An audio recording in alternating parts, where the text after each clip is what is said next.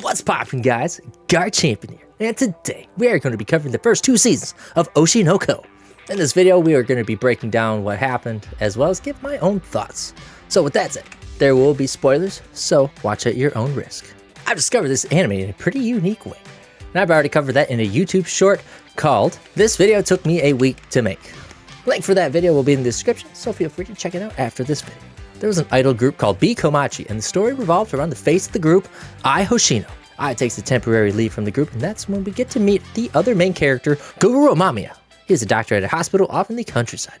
We learn that he idolizes the B Komachi group. His dreams come to light as his next patient is none other than Ai. Ai is pregnant and is bearing twins. This creates complications since she is only 16 and pregnant. If word got out of the current status, it would ruin her idol career. This is kept quiet, and through the pregnancy, they become closer to each other.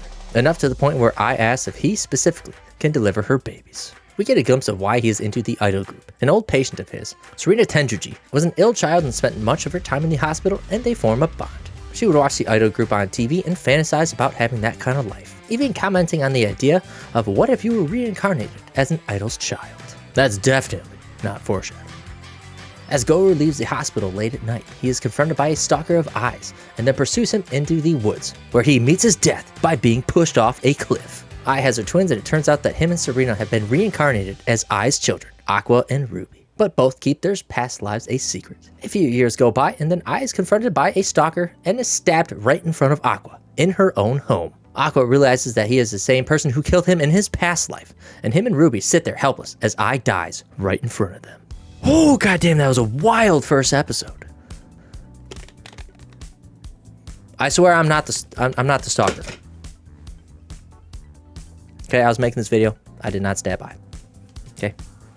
I had no expectations or any knowledge of where this anime was heading, and I was pretty sad after Ai died. She just had that charm about her, despite her ability to feel love for others. She's just cute as hell. Those eyes are the most appealing, and I really enjoy those pink highlights in her blue hair. Just based on the images from the Idol song, her picture was always there, so I just assumed that she was going to be the main character and didn't die on the first episode. So this is where I thought the show was going. It was going to be a murder mystery type of show after seeing the second episode, but it took a weird direction as it invested a lot of time into their personal lives and Aqua's acting career. So it went from murder mystery to slice of life, romance, and touches on the murder mystery aspect slightly here and there. So it was really hard to focus on where this was going. Given that Ruby is a sister and is reincarnated form of Sarina, you would think that a good amount of focus would be on her. Well, you would be wrong.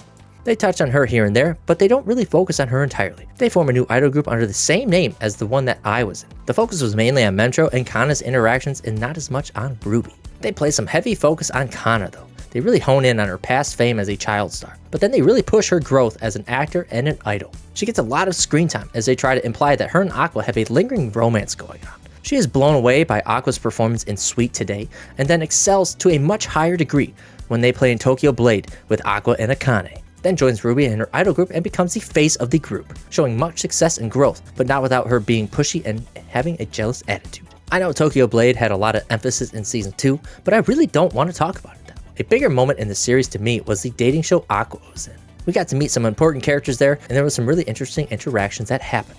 We got to see how jealous and upset Kana got with Aqua for doing this kind of show, even though they were not dating. At first glance, you would have thought that Aqua and Yuki would have something going on, but that does not pan out. A few episodes later, we get a glimpse of what Akane is going through. She is dealing with verbal abuse and does not feel good enough for anyone in her life. She attempts suicide by jumping off a bridge, only to be saved last second by Aqua. Akane is known for being a genius in acting. She gets intel on Aqua's dream girl, and she quickly realizes that it's basically Ai from the idol group. She put on a show and is acting just like Ai, and Aqua can't help but to feel super infatuated by it, and felt so uncomfortable that he just had to leave. If you're still watching the video at this point, my acting skills must be good enough for you to keep watching, so feel free to hit that like and subscribe button.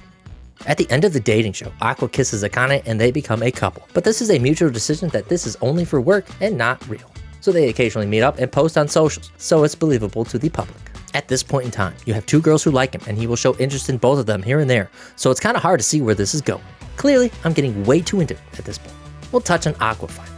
He felt responsible for being unable to do anything to prevent Ai's death, so he had the goal to find the higher up in the industry who was responsible for this, going from one director to another to trying to find any info he could, nonchalantly. He tried looking for his dad, but found a half-brother instead, and came to the realization that his father is dead from a double suicide.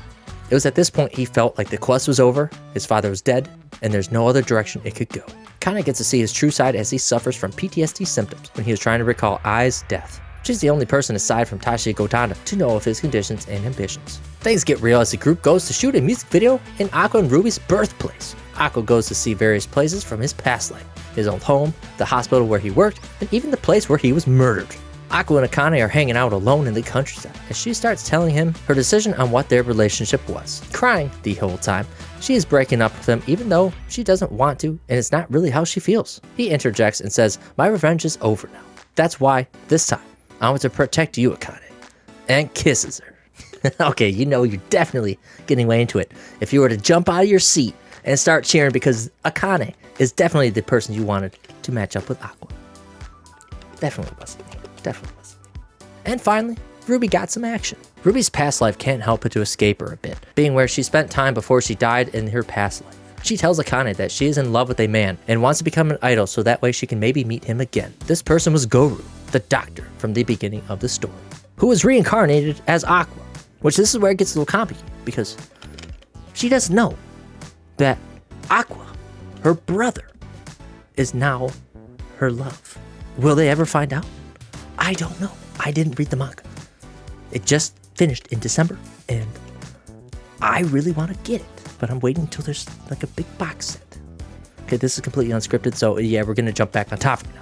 Then, she is the one who finds his dead body. Kind of sad, really, but this fuels her rage and wants to seek revenge. An interesting turn is that the whole first 2 seasons was focused on Aqua's revenge, then his revenge is gone now and is growing inside of Ruby. Such a cool plot twist. So some things that are going to be intense for the next season, we know that Akane knows that there is more to uncover regarding the killer, but keeps quiet so that Aqua does not go back to that version of himself again. With that said, if she finds out that she kept this from him, would that be the end of their relationship? Lastly, there's a scene where Ruby is visiting Ai's grave. As she's walking away from her grave, a man is walking past her, and that man just so happens to be her true father. Oh my gosh, there's so many complex things going on in the show. I freaking love it. If you haven't noticed, I'm completely hooked. My final thoughts on the show is what drew me into the anime in the first place. So it's sad not to listen to the song Idol for the entirety of the second season, every time an episode starts. Let me know your thoughts on the show in the comments below, and hopefully you enjoyed this video. Peace out.